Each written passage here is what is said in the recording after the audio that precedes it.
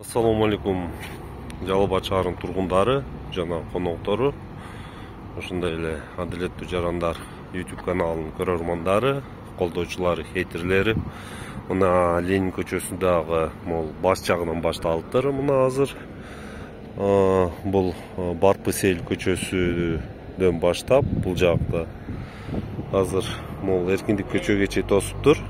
Бул аянтты жанагы баштайт окшойт. Мында сетка коюп жасап атат. Азыр тиги Байел базардан баштап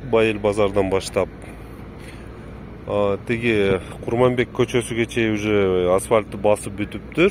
Тегиз жүрүп көрдүк тегиз. Мындай башкача технология менен болуп атат. Мына эски асфальтты кырбай эле мындай сетка таштап, үстүдөн асфальт басып атыптыр. Эми буну германский технология дейт.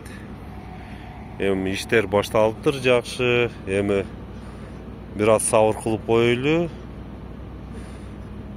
Бир 10-15 күндө бүтүп калар. Мындай темптерде жакшы темпте кетип атат.